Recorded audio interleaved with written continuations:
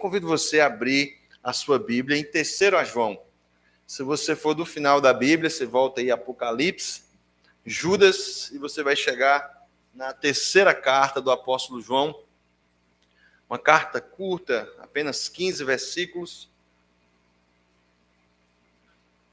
E essa carta será o tema da nossa meditação nessa noite. E aprove ao Senhor nós falarmos e temos a oportunidade de expor essa carta nesse dia onde a gente fala sobre a questão da obra missionária e traz retorno para os irmãos a respeito da obra missionária, porque essa carta, esse é o tema central.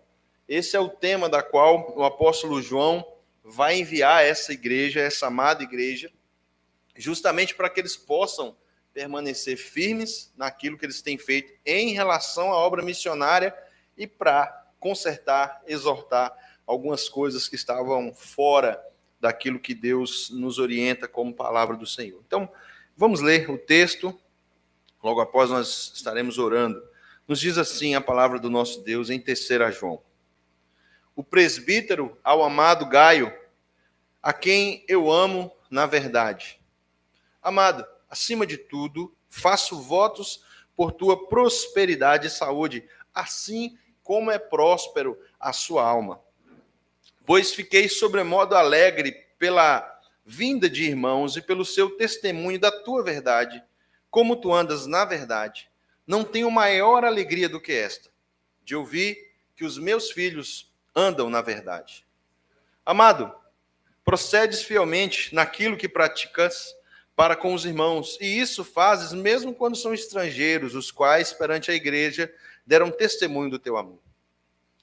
Bem farás encaminhando em sua jornada de modo digno de Deus, por causa do nome foi que saíram, nada recebendo dos gentios. Portanto, devemos acolher esses irmãos para nos tornarmos cooperadores da verdade. Escrevi alguma coisa à igreja, mas Diótrefes, que gosta de exercer a primazia entre eles, não nos dá acolhida. Por isso, se eu for aí, far-lhe-ei lembradas as obras que ele pratica, proferindo contra nós palavras maliciosas. E não satisfeito com essas coisas, nem ele mesmo acolhe aos irmãos, como também impede os que querem recebê-los e os expulsa da igreja. Amados, não imiteis o que é mal, senão o que é bom. Aquele que pratica o bem procede de Deus, e aquele que pratica o mal jamais viu a Deus. Quanto a Demétrio, todos lhe dão testemunho, até a própria verdade. E nós também damos testemunho, e sabes que o nosso testemunho é verdadeiro. Muitas coisas tinha eu a escrever, todavia não quis fazê-lo com tinta e pena, pois em breve espero ver-te, então conversaremos de viva voz. A paz seja contigo. Os amigos te saúdam, saúda os amigos nome por nome. Amém. Pai, nós te exaltamos, bendizemos ao Senhor pela tua santa palavra. Meu Deus, que oportunidade maravilhosa nós temos nessa noite.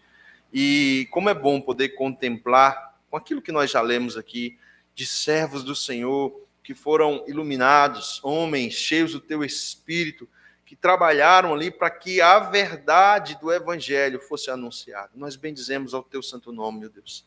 E, meu Deus, aquilo que nós ouvimos aqui de irmãos que estão no campo missionário, sobre o alvo, eu não sei os irmãos, mas como o meu coração se constrange, Pai, em poder, meu Deus, fazer mais daquilo que o Senhor tem nos concedido. Nós temos essa oportunidade. Te agradecemos de maneira, com muito louvor. Bendizemos ao teu nome por aquilo que já tem sido feito e sabemos, é o mover do Senhor sobre nós.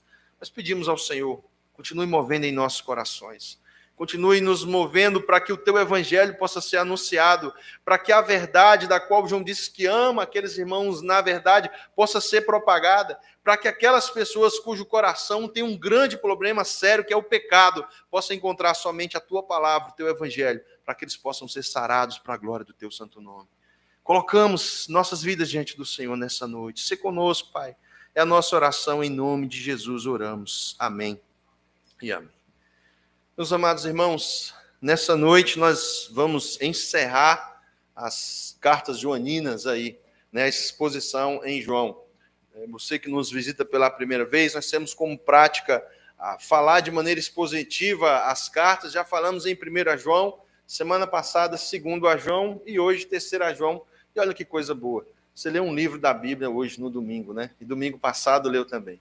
Terá a oportunidade na quarta-feira de ler novamente, quando nós nos reunimos para pensar como isso impacta as nossas vidas de maneira prática. E é algo que me chama a atenção nesse início. Aqui há uma unidade que João está destacando, algo que é nos concedida por Deus. Deus concede essa unidade para a igreja, e essa unidade, ela tem uma base clara onde ela está firmada. Essa unidade, ela não está firmada em nenhuma base que sofre com o efeito do tempo, que sofre com o efeito de novas doutrinas. Não, essa base é muito sólida. João diz, essa base é a verdade do Evangelho, é nela onde a unidade está sendo firmada. Por mais que o mundo diga, ou tente afirmar, ou tente dizer que não existe uma verdade absoluta, eu digo para você nessa noite, a palavra de Deus é uma verdade, é a verdade absoluta. E nisso nós temos uma riquíssima esperança.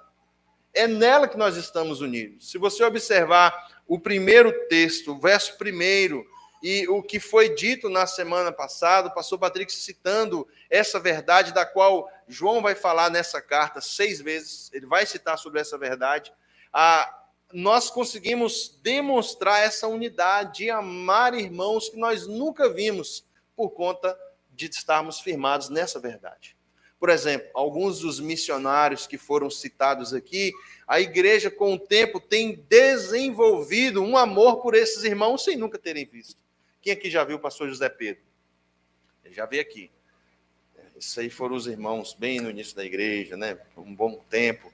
Tiveram essa oportunidade de conhecê-lo, porque ele esteve aqui pessoalmente. Se eu não me engano, 2013, alguma coisa assim, foi o ano que ele esteve aqui. O pastor José Pedro esteve aqui. Outros missionários, o pastor Adão nunca esteve aqui. O pastor Glauco já esteve aqui, acho que sem as meninas, ou só sem as meninas, ainda não haviam as filhas. A missionária Yara já esteve aqui na igreja, nós tivemos aqui um dia, mas há outros missionários, o pastor Gleito já esteve aqui, e os irmãos conheceram, mas o que nos une, o que faz esse amor, você dobrar o seu joelho, orar por eles, contribuir para que eles possam continuar pregando o evangelho, é somente por conta da verdade que nos une. Eu tenho certeza que se essa verdade for modificada ou se for tirada, esse amor se esvai, e é assim todo amor que não está baseado na verdade. O início desse texto, a palavra de Deus nos diz que eles estão unidos nesse amor e nessa verdade.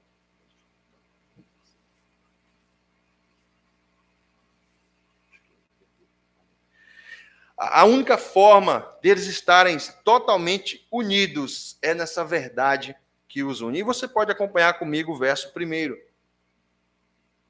O texto nos diz assim: o presbítero ao amado Gaio, a quem eu amo na verdade. Esse amor não está firmado ou entrelaçado em o sentimento de João para com Gaio. Esse amor não está entrelaçado porque Gaio e João, eles torcem para o mesmo time. Esse amor não está firmado e não está alicerçado porque eles têm algo em comum, algo desse mundo. Não. Esse amor, ele acontece porque eles se amam na verdade. Meus amados irmãos, o que nós desenvolvemos pelos irmãos aqui é muito bom estar na companhia dos irmãos. É muito bom poder comungar da companhia, da parceria junto com os irmãos. Mas eu digo com toda convicção na palavra de Deus que se de alguma parte começar a andar em um caminho que não está baseado na verdade, nós não vamos deixar de amar. Mas essa comunhão, certamente, ela será quebrada, porque a verdade tem que prevalecer em nossos corações. E é isso que nós, a todo custo, devemos buscar para manter a unidade. A verdade de Deus. O reformador Martinho Lutero, ele diz uma frase que ele diz o seguinte: a paz, se possível, mas a verdade a qualquer preço. O que ele quer dizer com isso? Nós podemos ter a paz quando tem necessidade de ter paz, mas ela deve ser buscada, se possível. Quando ela não será possível? Quando a busca pela paz fere pontos centrais da verdade.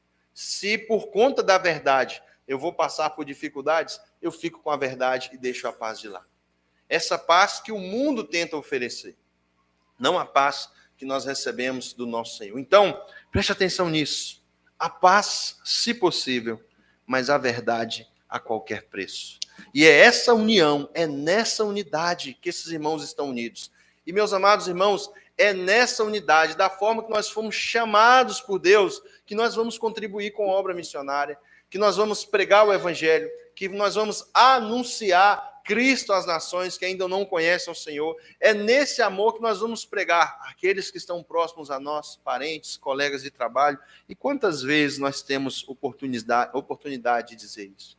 Se eu pudesse escrever uma carta aos irmãos, certamente escreveria: meus amados irmãos, a quem eu amo na verdade. Imagina só, aí eu vou contar o meu histórico aqui, desde 2014, vindo de outro estado. O que nos uniu? O que nos ajuntou aqui? E o que faz a gente crescer de fé em fé, de glória em glória? Vocês podendo observar a edificação de Deus na minha vida e eu na vida de vocês, na vida da igreja. Tudo isso é por conta da verdade. Busquem a verdade, lutem a verdade, valorizem a verdade para a glória de Deus. A verdade é tema central. Logo nesse início, João vai dizer isso durante 6 vezes. A verdade, a quem eu amo na verdade. Então, é algo que nós devemos buscar cada vez mais para a glória de Deus. Há 3 personagens centrais nessa carta. O apóstolo João vai iniciar dizendo ao presbítero, ao amado Gaio, a quem eu amo na verdade. Esse nome era um nome comum, você vai encontrar em Atos esse nome Gaio, mas não é associado como se fosse a mesma pessoa, mas era um nome comum naquela época. E esse homem tem algumas características que nós podemos observar de alguém que está em comunhão por conta da verdade. E essa verdade trouxe iluminação à sua mente. Essa verdade trouxe um ardor em seu coração. Mas essa verdade na mente e no coração fez com que esse homem se movimentasse para a glória de Deus, para que o evangelho fosse difundido e fosse pregado. E é assim que precisa acontecer em cada coração. A iluminação da palavra na nossa mente. Há um ardor em nossos corações e os nossos pés, as nossas mãos, a nossa boca, o nosso corpo, ele precisa movimentar para que nós possamos anunciar essa verdade e fazer Cristo conhecido entre as nações. Esse é o contexto aqui na 3ª carta do apóstolo João. Hoje nós temos a questão missionária e ela é um pouco diferente do que acontecia nessa época. Aqui, quando João escreve essa carta, há um contexto onde irmãos, eles viajavam de igreja em igreja, era chamado o ministério itinerante. Eles viajavam de igreja em igreja. Se essa carta foi escrita conforme a história relata, entre 85 e 95 depois de Cristo, nós temos aí praticamente meio século de igreja. As igrejas iniciais já têm pastores definidos. O apóstolo João, por exemplo, está em Éfeso. Outras igrejas, Corinto, essas igrejas estão se desenvolvendo, mas existia um ministério itinerante, onde pessoas, eles andavam de igreja em igreja, pregando o evangelho e anunciando a palavra de Deus. Já nesse primeiro século existia um problema. Qual era o problema? Algumas pessoas mal intencionadas se aproveitavam da boa fé e viajavam de maneira itinerante nas igrejas, se apresentando como pastores, como profetas e como apóstolos. E aqui há um contexto. Se você olhar o primeiro documento escrito aí entre os irmãos no início da igreja, é conhecido como a Didaquê. Ela é escrita e lá está relatado o seguinte: olha, já havia um problema no primeiro século por conta desses pregadores itinerantes. Eles queriam aproveitar da fé. Eles chegavam na igreja, bem no dia da feijoada, ficavam lá, se alimentavam, e eles não iam embora. Era um ministério itinerante. Não, aqui tá legal, vamos ficar por aqui. Vai ter feijoada domingo que vem também, não? Vai ter o que no próxima semana? Olha, e os irmãos não poderiam me dar um dinheiro para que eu... Sabe o que eles usavam? Usavam a fé para angariar lucros. E nesse documento, os irmãos relatam, olha, se aparecer alguém, primeiro, se ele não diz a verdade, não recebam dentro da igreja de vocês. Lembram do problema na semana passada, que o pastor Patrick abordou? Se eles chegarem aqui não trazendo a doutrina de que Cristo veio em carne, não recebam esses homens. Mas o que acontecia mais? Eles, nesse documento que a igreja redigiu, eles falaram, olha, se ele ficar mais de 2 dias, no máximo 3, se ele for permanecer mais tempo, pode mandar embora, esse aí não é um cristão verdadeiro, porque essa carta já estava circulando e esse documento entre a igreja. É alguém que só quer aproveitar da fé de vocês. Como passou o tempo e nada disso mudou. Como existem hoje pessoas se dizendo anunciantes da verdade, mas no fim o intuito é apenas satisfazer o seu próprio ego e saciar suas necessidades, aproveitando da fé das pessoas. Mas o que nós devemos ter nos nossos corações é um grande amor pela palavra de Deus. Para que esses homens, né, aí aqui nós vamos ver algumas coisas que João diz a Gaio, que eles precisavam passar pelo crivo da verdade. Eles teriam que ser, assim como Gaio, ele vai dizer, eu amo na verdade. Pois fiquei sobremodo alegre pela vinda de irmãos e pelo testemunho da tua verdade, de como tu anda na verdade. E ele diz, como eu me alegro que os meus filhos andem na verdade. Ou seja, Gaio estava sendo testificado pela palavra, pelos irmãos, de que ele era um crente verdadeiro e andava de acordo com a palavra de Deus. Então, o que João escreve é, olha, isso precisa ser aplicado entre vocês, para que esses falsos mestres, eles não possam permanecer e aproveitar de vocês. Por outro lado, alguém que é reprovado aqui por João, Diótrefes, que pegando essa informação, ele fala, olha, então é o seguinte, eu não vou receber a ninguém. Não recebo ninguém. Se chegar alguém aqui dizendo que é crente, eu não recebo. E aí ele faz algo que é contrário à questão do evangelho, de ser receptivo, de ser alguém hospitaleiro. Ele então se fecha, mas com um propósito.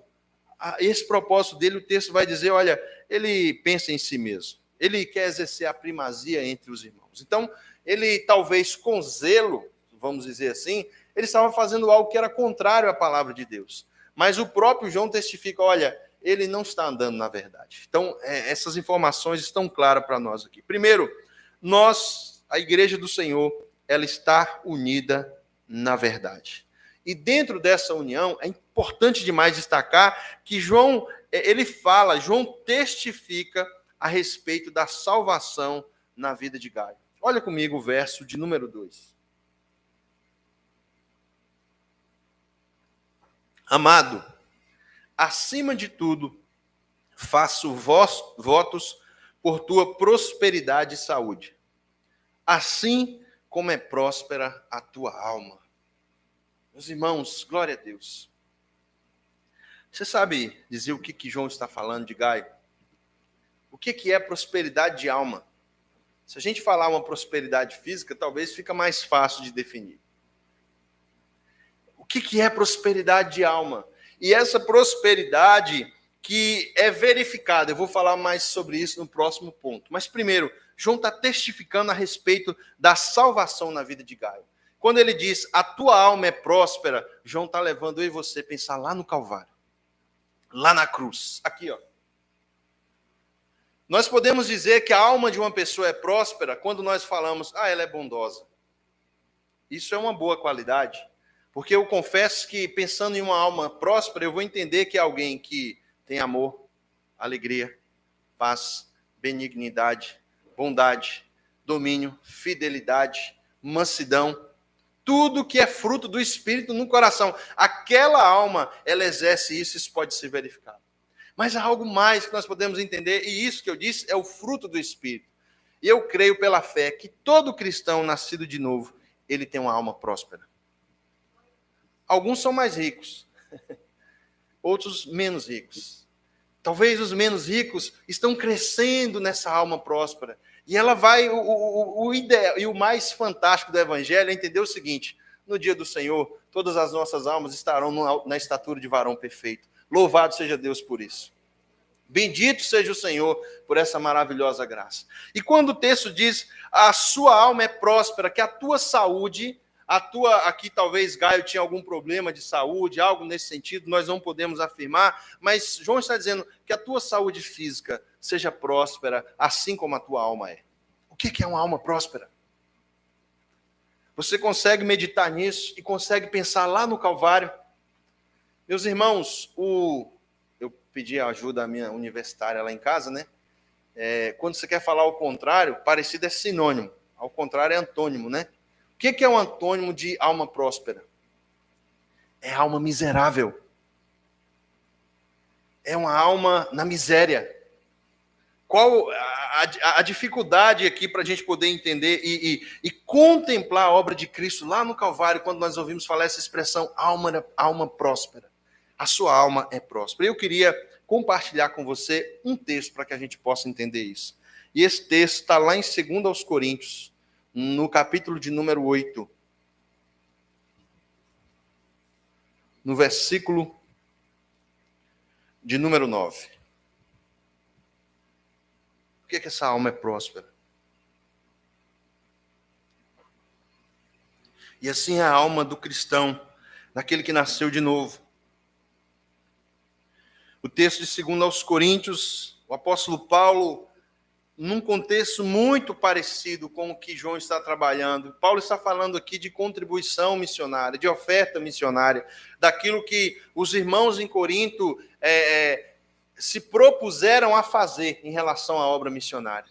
E o apóstolo Paulo vai dizer aqui no verso de número 9: pois conheceis a graça do Senhor Jesus Cristo, que sendo rico, se fez pobre por amor de nós, para que pela sua pobreza a minha e a sua alma fosse riquíssima. A minha e a sua alma fosse próspera. O texto nos diz: pela sua pobreza vós tornaste ricos. Quando João diz a Gaio aqui, eu sei que a sua alma é próspera, ele tem em mente a obra de Cristo lá no Calvário. Meus amados irmãos, a Bíblia diz que em Cristo Jesus nós fomos abençoados nas regiões celestiais, lá em Cristo Jesus. Isso é maravilhoso. Isso é motivo de nós louvarmos ao Senhor, porque de uma alma miserável, longe de Deus, afastado das alianças de Deus, agora, através de Cristo Jesus, a nossa alma se torna riquíssima, próspera em Deus, porque nós temos a salvação em Cristo Jesus. Bendito seja o Senhor por isso. E João está testificando em Gaio: olha, estamos unidos na verdade, e nessa verdade eu oro a Deus, faço votos pela tua posteridade, a tua saúde, assim como é próspera a tua alma. Louve ao Senhor. Todo cristão é portador de uma alma próspera. Se o problema do coração, né, o problema do nosso coração não é o infarto do miocárdio, não é o entupimento do ventrículo direito ou do esquerdo. O recado achou que era para nós dois, né, Lu? Companhia aí de coração aí, com um leve apontamento do pecado, né? Ou seja, corruptível no sentido de adoecer. Mas os nossos são corruptíveis no sentido de se inclinar para o pecado. O problema não é só uma coisa física. O problema do coração do ser humano é o pecado, a natureza pecaminosa, e somente o Evangelho, que é o poder de Deus para salvar, somente o Evangelho é capaz de arrancar de nós um coração de carne duro, um coração de pedra duro, e pôr um coração de carne, da qual a palavra de Deus diz que o seu Espírito habita. Louve ao Senhor por conta da alma próspera que nos é concedida. E ela nos foi concedida mediante um sacrifício. Meus amados irmãos, Jesus Cristo se fez pobre. Ele sendo rico, ele sendo o Senhor da glória, ele sendo o Criador de todas as coisas, Senhor de todas as coisas, se humilhou de tal forma, se fazendo pobre, para que através da sua pobreza, esse texto está dizendo o seguinte: olhe para a obra de Cristo, olhe para tudo aquilo que Jesus fez. Através dessa obra, nós nos tornássemos ricos. Bendito seja o nome do Senhor Jesus. E é nessa verdade que o apóstolo João vai dizendo: olha, eu testifico a respeito da salvação de Gaio. Ele tem uma alma próspera. E essa alma próspera, ela pode ser verificada. E João vai dar uma sequência no texto. Eu quero que você acompanhe comigo o verso 3 ao verso de número 4. Essa alma pode ser verificada. Ele vai dizer: pois fiquei sobremodo alegre pela vinda de irmãos e pelo seu testemunho da tua verdade. Como tu andas na verdade, não tenho maior alegria do que essa, de ouvir que os meus filhos andam na verdade. Primeiro, João vai dizer, olha, eu fiquei muito alegre pelo testemunho. Há duas coisas aqui que são destaques nessa carta. João vai falar 6 vezes verdade, 5 vezes a palavra testemunho. As pessoas puderam ver. Há o testemunho da Escritura sobre você. Há o testemunho dos apóstolos sobre você. Então, quando ele diz primeiro o testemunho da verdade, fiquei muito alegre pela vinda dos irmãos. Os irmãos foram até João, falaram a respeito daquela igreja. João, então, manda essa carta, provavelmente para o Demétrio, de quem ele vai citar mais à frente, para que eles pudessem receber essas informações. E ele fica alegre sabendo, olha, nós temos o testemunho da verdade. Os irmãos trouxeram pelo testemunho da verdade de Gaio. E o que seria isso? Testemunho da verdade é o seguinte, o que Gaio crê? O que tem saído daqueles lábios? Qual é o evangelho que ele tem falado? Lembra que na carta anterior ele vai falar, olha, fique atento. Alguns têm vindo dizendo que Jesus não veio em carne. A verdade não está testemunhando sobre esses homens. Mas a respeito de Gaio, o que ele tem falado? Qual é a doutrina? O que ele ensina? Quem é Cristo para ele? Isso está de acordo com as Escrituras, com aquilo que os profetas falaram, com aquilo que os apóstolos testificaram e nos anunciaram. Se é isso, nós damos testemunho da verdade de Gaio. Então, primeiro, há o testemunho. Como é que pode ser verificada essa alma próspera de Gaio? O que ele fala, o que ele diz, tem dado testemunho de que ele crê que Jesus Cristo é o Filho de Deus. Isso deve ser um dos princípios para nós. Como é que eu posso testificar a verdade? Ouvindo os irmãos, tendo comunhão com os irmãos para ouvir a verdade, ouvir a respeito do Evangelho, daquilo que nós cremos em relação às Escrituras. Então, primeiro, o que ele fala, mas segundo, o que ele pratica. A continuação do texto vai dizer, fiquei sobremodo alegre pela vinda dos irmãos, pelo testemunho da verdade e como tu andas na verdade. Além de dizer aquilo que ele cria a respeito de Cristo Jesus, a vida de Gaio dava testificação de que aquilo que ele cria era verdadeiro, não era apenas algo intelectual, não era apenas um compêndio de palavras, mas era o poder do Espírito em seu coração, fazendo com que aquele homem caminhasse na verdade para a glória de Deus. E se isso nós podemos falar nessa noite, dar testemunho de irmãos que andam na verdade, que professam a verdade, só é possível porque um dia Cristo nos alcançou. Ele foi que andou em toda a verdade, meus irmãos. Jesus Cristo jamais se desviou de nenhum dos princípios do seu Pai, para que hoje, através da sua obra em nossos corações, nós pudéssemos louvar a Deus e bendizer ao Senhor, buscando cumprir aquilo que a palavra de Deus diz. Nós devemos louvar ao Senhor todos os dias. Por isso que nós pensarmos um pouco sobre missões, esse texto vai falar sobre isso, porque a sequência do texto vai nos dar o bom exemplo do que Gaio estava fazendo. Ele estava ajudando esses irmãos itinerantes nesse evangelho, primeiro, vendo se haveria comunhão com eles pela verdade que esses homens falavam, mas ele também ajudava nesse sentido para que o evangelho pudesse ser propagado. A vida de Gaio era a alegria do apóstolo João. Ele vai dizer aqui no verso 4, não tenho maior alegria não tenho maior alegria do que essa, de ouvir que meus filhos andam na verdade. Meus irmãos amados, eu louvo ao Senhor por poder sentir um pouco do que João está dizendo aqui. Como é bom poder ouvir notícias e poder testemunhar de que a comunidade, os irmãos da qual nós temos crescido aqui no Evangelho, têm andado na verdade. Louvado seja o Senhor por isso. Meu coração se alegra, o coração do pastor Patrick se alegra.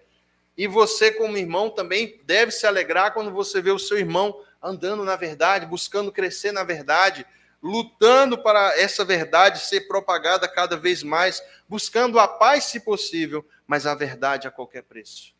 Louvado seja o Senhor por isso. Louvado seja o Senhor, porque é o agir dele em nossos corações.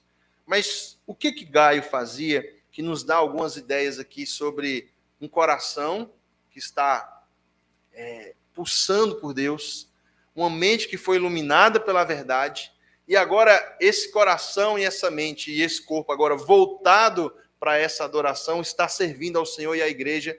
em missões, por exemplo. Vamos, acompanha aí o verso do 5 ao verso de número 8. O texto vai nos dizer: amado, procedes fielmente naquilo que praticas para com os irmãos. E isto fazes mesmo quando são estrangeiros, os quais perante a igreja deram testemunho do teu amor. Bem farás encaminhando-os na sua jornada por modo digno de Deus. Foi por causa do nome, aqui é um nome que está acima de todo nome, é o nome de Cristo Jesus, foi que saíram, nada recebendo dos gentios. Portanto, devemos acolher esses irmãos para nos tornarmos cooperadores da verdade. O que Gaio fazia? Ele ajudava, o verso de número 5 nos diz que ele ajudava os irmãos da sua igreja e mesmo os que eram de fora, mesmo os estrangeiros. Ele estava disposto, disponível a ajudar quem estava ali e os também de fora. E é importante demais nós pensarmos sobre isso, porque quando nós vemos aqui os missionários que estavam ali, aqui sendo falados aqui, foram apresentados, o nosso contexto como igreja local, isso tem acontecido em nossos corações. Essa disponibilidade, nós podemos ter a indicação de alguém dizendo para nós: olha, que bom que esses irmãos têm praticado isso dentro da igreja e também por aqueles que estão de fora. Isso é para que eu e você possa refletir, porque essa mesma verdade que alcançou Gaio, alcançou os nossos corações, e ela move os nossos corações para que o evangelho seja anunciado. Gaio estava ali totalmente disposto a receber irmãos. Está chegando uma caravana de crente aí de fora, ele não está preocupado com os crentes, qual seria aqueles que iriam receber. Ele está preocupado, eles falam a verdade, é o evangelho que eles têm anunciado, vamos recebê-los, vamos dar acolhida a eles, vamos dar alimento e vamos enviá-los. Essa é a sequência da viagem. Essa era o ministério itinerante naquele momento. Cristãos passavam por uma igreja, falavam a respeito do evangelho e eram enviados a outras. E o texto está dizendo, olha, foi muito bom porque eles nada receberam dos gentios. Eles não receberam nada aí de pessoas que não eram cristãs. Foram vocês mesmos que enviaram esses homens para a pregação do evangelho e pregação da palavra. Isso é maravilhoso. Nós precisamos clamar ao Senhor para que os nossos corações, a nossa vontade, né, que nós possamos dedicar tempo, dedicar esforços para a obra missionária. E nós temos tantas formas de fazer.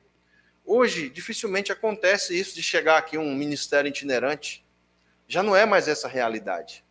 Mas, por exemplo, você lembra que João começou dizendo que eu faço votos, aqui é oração.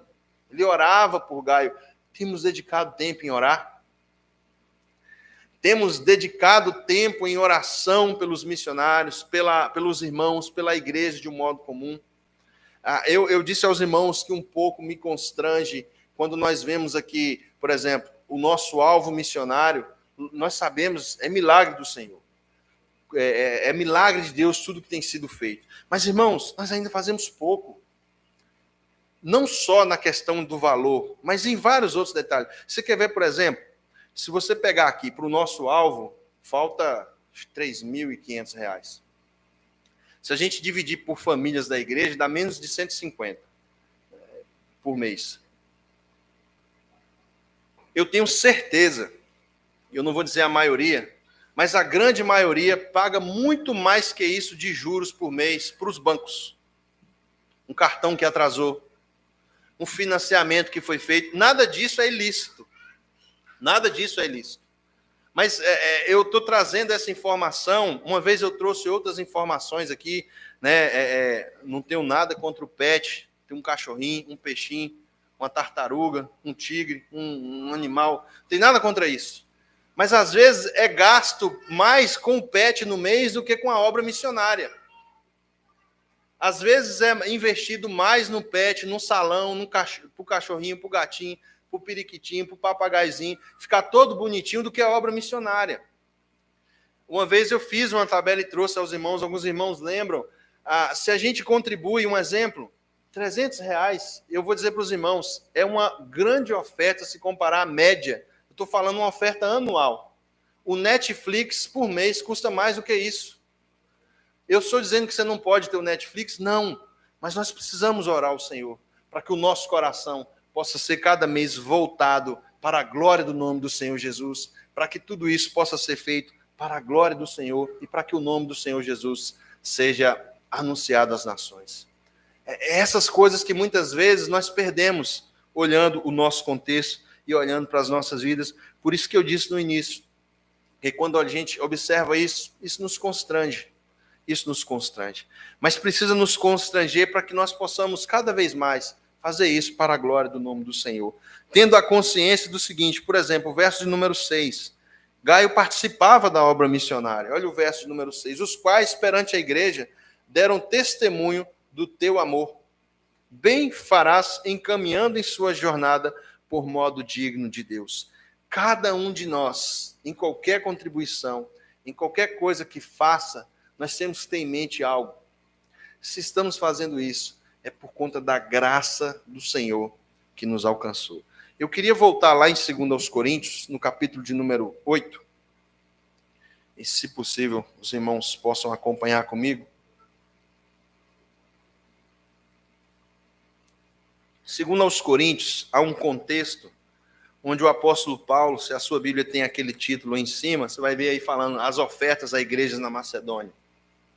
É uma contribuição que a igreja em Corinto se dispôs a fazer para as igrejas na Macedônia, nas regiões da Judéia. Havia uma grande fome em toda aquela região e essas igrejas estavam mais abastadas. Eles então prometeram, um tempo atrás, fazer essa oferta. E como é importante nós pensarmos e trazermos à nossa memória a graça de Deus em todo momento. É o Senhor que nos concede isso. O verso 1 do capítulo 8 vai começar dizendo: também, irmãos, vos faço conhecer a graça de Deus concedida às igrejas na Macedônia. Porque no meio de muita prova de tribulação, manifestaram abundância de alegria, e a profunda pobreza deles superabundou em grande riqueza e sua generosidade. Porque eles, testemunho eu, na medida de suas posses, mesmo acima delas se mostraram voluntários, pedindo-nos com muitos rogos a graça de participarem da assistência aos santos. No verso de número 6, Paulo vai citar de novo a graça. No verso de número 7, Paulo vai citar a graça. No verso de número 9, que nós lemos, porque conhecemos a graça do nosso Senhor Jesus Cristo. No verso de número 19, nós vamos ver Paulo falar sobre a graça. No capítulo de número 9, quando ele continua falando sobre esse termo, ele vai finalizar o assunto dizendo: enquanto isso, eles oram ao nosso favor com grande afeto em virtude da superabundante graça de Deus que há em vós. Graças a Deus pelo dom inefável. Toda a forma de contribuir e o que tem que nos motivar a isso é a graça de Deus. E eu tenho certeza, através da Escritura e através da fé que habitava em Gaio, que a graça jamais saía do seu coração. Se nós contribuímos, é graça de Deus. Se nós podemos ajudar de alguma forma, é por conta da graça de Deus que nos alcançou. Irmãos, ele sendo rico se fez pobre, para que pela sua pobreza eu e você nos tornássemos ricos. Então, cada um de nós, assim como Gaio, o texto está dizendo, olha, ele participava da obra missionária, ele recebia os irmãos. Nós devemos rogar ao Senhor para que o nosso coração seja assim, tanto para os irmãos que estão fora, como para que os de dentro da nossa comunidade. Você tem sido bom hospitaleiro, recebido bem para a glória de Deus, né? E aí é tão importante, irmão, você não sabe o poder do café. Isso aí é por minha conta, tá? Bom de quê, pastor? Eu não tomo café. Alguma coisa você toma, nem que for um copinho de água. Sabe o que eu quero dizer do poder do café? De um bom bate-papo. Irmão, vai lá em casa tomar um café. Ah, não tomo café sem açúcar, pastor. Não tem problema não, vamos fazer sem açúcar. Ou uma Coca-Cola, ou um suco. E aí tem aquele momento de bate-papo. E, irmãos, isso é maravilhoso.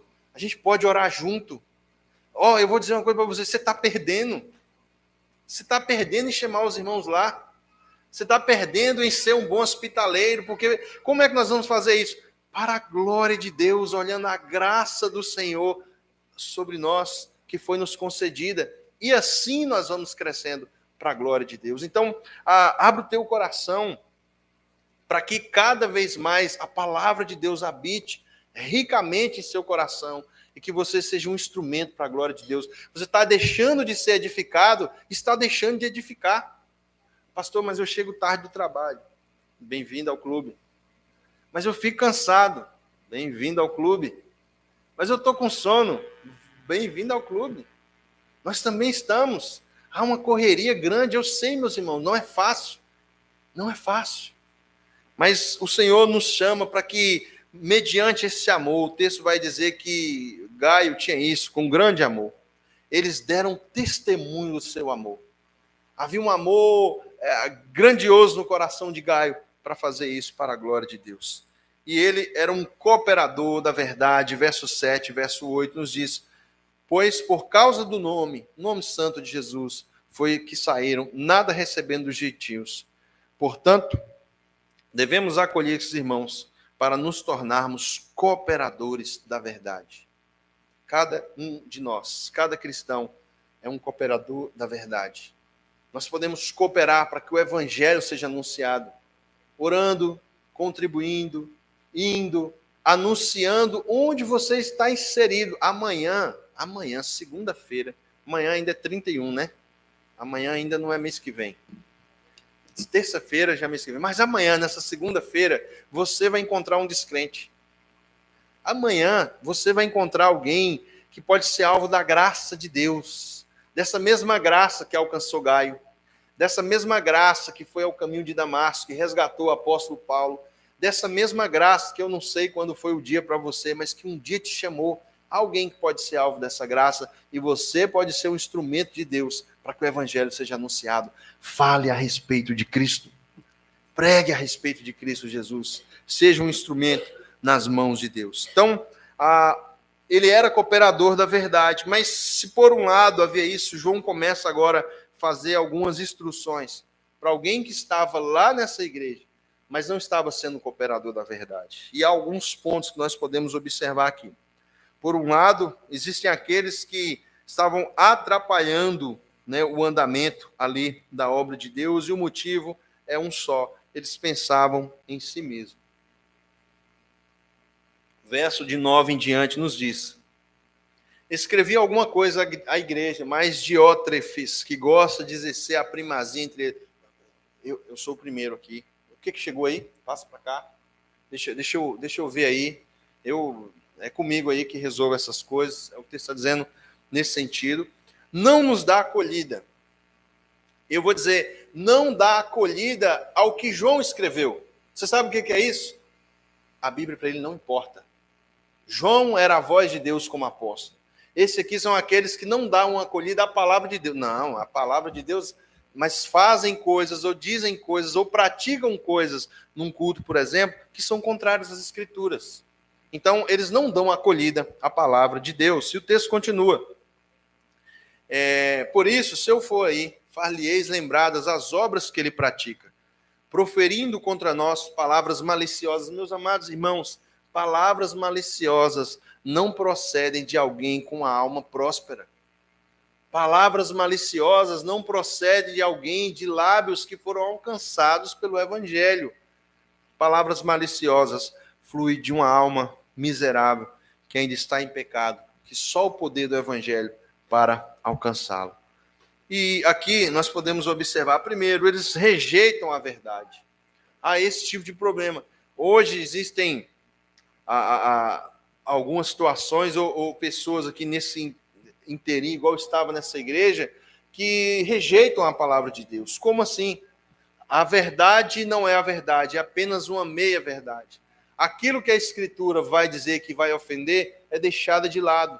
Na verdade, buscam a paz a todo tempo e a verdade, se possível. Eles invertem aquilo que Lutero diz. Não dizem paz, se possível, e a verdade a todo custo. Eles invertem essa convicção. Eles praticam obras que devem ser condenadas. João está dizendo, se eu for aí, eu vou falar para eles aquilo que eles têm praticado. E essas práticas, o verso de número 11 nos diz, elas devem ser rejeitadas. Amado, não imiteis o que é mal, senão o que é bom. Aquele que pratica o bem procede de Deus, e aquele que pratica o mal jamais viu a Deus. Então, há esse aviso do apóstolo João aqui. O Diótrefes é alguém que está na igreja, como a própria palavra de Deus diz, há joio e há trigo, há ovelhas e há bodes, há pessoas que foram alcançadas e pessoas que não foram alcançadas dentro da igreja. E eles buscam de toda forma atrair para si a atenção, trazer para si a primazia das coisas. É como se o evangelho e a igreja girassem em torno de si. Por isso que as mensagens muitas vezes são humanistas, as músicas são muitas vezes para agradar simplesmente o ego do ser humano, e não, assim, não como Gaio, que estava pensando na igreja, pensando nos irmãos e pensando que o evangelho fosse anunciado. Então, nós devemos buscar de forma com que, se há algo em nós que precisa ser mudado, se há algo em nós que precisa ser, que nós precisamos arrepender, nós devemos nos achegar diante de Deus, pedindo ao Senhor o seu favor sobre nós, para que eu e você possa praticar o bem, porque isso procede de Deus. Mas há mais um cristão, e esse finaliza essa carta, quando o apóstolo João vai dizer: quanto a Demétrio, todos lhes dão testemunho da verdade, até a própria verdade. E nós também damos testemunho e sabemos que o nosso testemunho é verdadeiro. Há três coisas que João chama a nossa atenção. Primeiro, ele diz: todos dão testemunho a respeito dele. Todos falam que Demétrio é um cristão, é alguém genuíno e alguém que está unido em nós através da verdade. Segundo, ele vai dizer: a própria verdade testifica dele. Olha comigo aí no verso 12.